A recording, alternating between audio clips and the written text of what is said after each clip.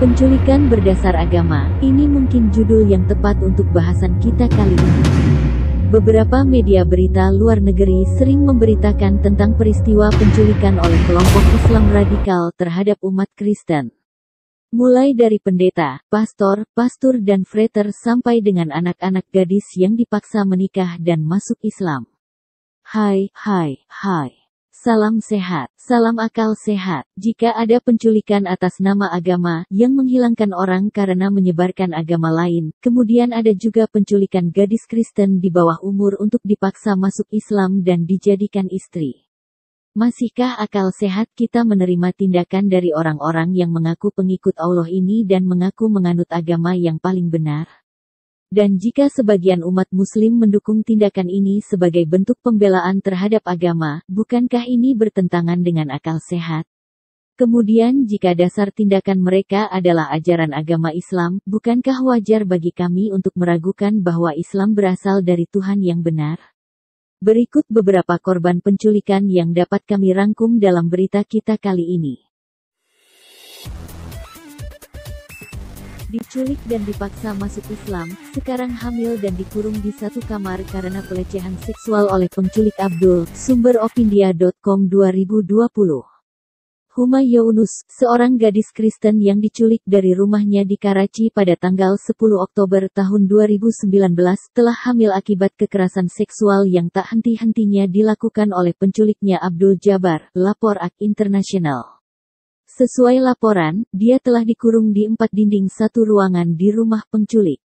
Setelah penculikannya, dia dilaporkan dibawa ke Dera Ghazi Khan, sebuah kota di Provinsi Punjab di Pakistan, sekitar 600 km dari rumahnya. Beberapa hari setelah itu, keluarga gadis itu telah menerima surat-surat konversi dan akta nikah. Namun, ibunya Nagina Younus telah mengklaim bahwa surat-surat itu palsu, karena butuh beberapa jam untuk mencapai tempat dia dibawa tetapi tanggal konversi di surat-surat itu sama dengan hari penculikannya. Abdul memiliki saudara laki-laki bernama Mukhtiar yang merupakan seorang ranger, seorang anggota pasukan keamanan. Yang terakhir dilaporkan mengancam akan membunuh orang tua Younus jika mereka datang untuk mencari putri mereka. Sesuai laporan tersebut, ancaman telah dilakukan melalui panggilan telepon. Mukhtiar juga mengirimkan gambar senjata mematikan dalam upaya untuk mengintimidasi orang tua korban dan memperingatkan bahwa Younus tidak akan kembali bahkan jika semua orang Kristen di Pakistan menuntutnya. Selain itu, dia mengingatkan orang tua bahwa siapapun yang menghalangi jalannya akan dibunuh. Sesuai laporan, kasus tersebut telah ditutup oleh hakim yudisial, dengan alasan kurangnya bukti. Pengadilan Tinggi Sindh saat ini juga tidak beroperasi karena pandemi virus corona. Menyusul banding ke hakim yudisial yang sama untuk pemeriksaan ulang dokumen, hakim telah meminta NADRA, otoritas catatan publik, untuk menunjukkan akta kelahiran korban. Menurut pembacaan dan pengalaman saya, ada sekitar 2.000 kasus penculikan per tahun, baik dilaporkan maupun tidak. Keadilan yang tertunda adalah keadilan yang ditolak, maka setiap penundaan dalam pengambilan keputusan atas pembelaan hak-hak agama minoritas merupakan pengingkaran terhadap hak-hak tersebut, kata Tabassum Yusuf. Yusuf menegaskan, pihak berwenang akan bertindak segera jika hal seperti itu menimpa seorang gadis Muslim. Dia berharap Presiden Mahkamah Agung Pakistan akan campur tangan dan memberikan keadilan dalam kasus ini. Dia menyesalkan bahwa mencari keadilan di tingkat lain dalam hierarki peradilan tidak mungkin dilakukan di tingkat lain manapun. Di Pakistan, Pengadilan Sindh menolak petisi untuk membatalkan pernikahan paksa dan konversi Huma Younus, seorang gadis Kristen berusia 14 tahun dari Karachi. Pengadilan menyatakan bahwa perkawinan dengan penculiknya, Abdul Jabbar, sah menurut hukum Islam, karena seorang gadis boleh menikah setelah ia haid pertama. Seorang wanita Kristen Mesir, Rania Abdi Al-Meseh, diculik pada tanggal 23 April oleh dua wanita bercadar di Kegubernuran Monufia. Sumber, www.persecution.org. Wanita Kristen sering diculik di Mesir oleh ekstremis yang memaksa mereka untuk masuk Islam dan menikah dengan pria Muslim. Sulit untuk membawa pulang para wanita ini, dan jika kepulangan mereka difasilitasi, melanjutkan hidup seperti sebelumnya karena budaya kehormatan malu-malu regional. Banyak keluarga yang terkena dampak tidak merasa polisi secara serius menyelidiki penculikan ini atau meminta pertanggungjawaban para penculik. Polisi sering menganggapnya sebagai kesalahpahaman atau situasi yang diciptakan oleh keinginannya sendiri. UCA News melaporkan, polisi sedang menyelidiki hilangnya seorang gadis Kristen dengan gangguan pendengaran dan penglihatan yang diculik dari rumahnya di kota Lahore, Pakistan Timur. Komal Patras, seorang penduduk kota Sibli Lahore, diyakini telah diculik dan dijual sebagai budak seks. Putri saya tidak dapat berbicara atau mendengar. Ketika saya kembali dari pekerjaan, saya menemukan Komal saya hilang. Saya pertama kali bertanya kepada putra saya dan kemudian bergegas ke rumah teman-temannya, tetapi mereka tidak memiliki informasi.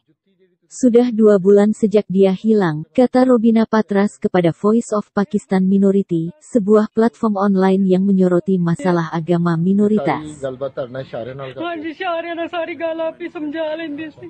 जुत्ती जेडी तुसी कह रहे थे एक पैर अंदर एक पैर बाहर ਇਹਦਾ मतलब कि कोई खिंच के ले गया ਉਹਨੂੰ ਘਰੋਂ ਜਾਂ किस तरीके भाई मैंने नहीं पता.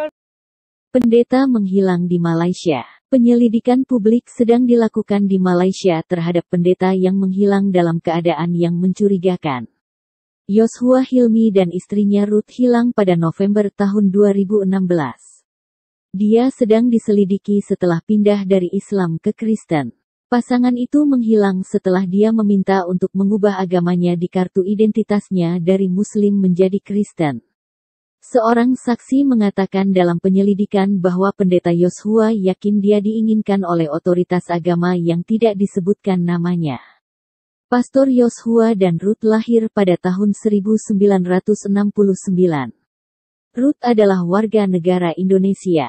Penghilangan mereka sedang diselidiki oleh Komisi Hak Asasi Manusia Malaysia, Suhakam.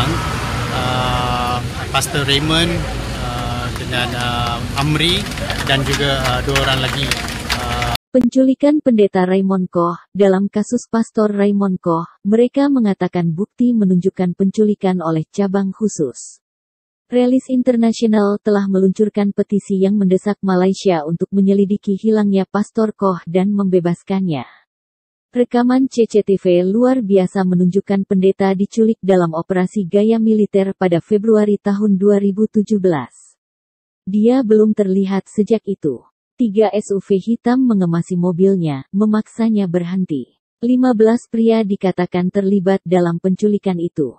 Istri Pastor Koh, Susana, mengatakan kepada organisasi saudari Release International, Voice of the Martyr, saya percaya Raymond akan menganggap layak menderita bagi Kristus. Berdoa agar gereja di Malaysia menjadi kuat dalam menghadapi penganiayaan dan berbicara untuk kebenaran dan keadilan. Berdoa untuk mereka agar mereka dapat memberkati musuh mereka dan mencintai mereka ke dalam kerajaan. Pastor Koh menjalankan Hope Community, sebuah organisasi yang didirikan di ibu kota Kuala Lumpur untuk membantu anggota masyarakat yang paling miskin.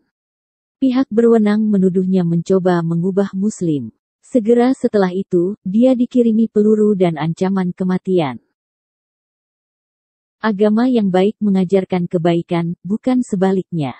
Marilah kita semakin hari semakin membuka akal dan pikiran kita, agar bisa memahami mana ajaran agama benar, dan bisa membedakan mana ajaran yang dari Tuhan dan mana yang dari manusia. Salam sehat, salam akal sehat.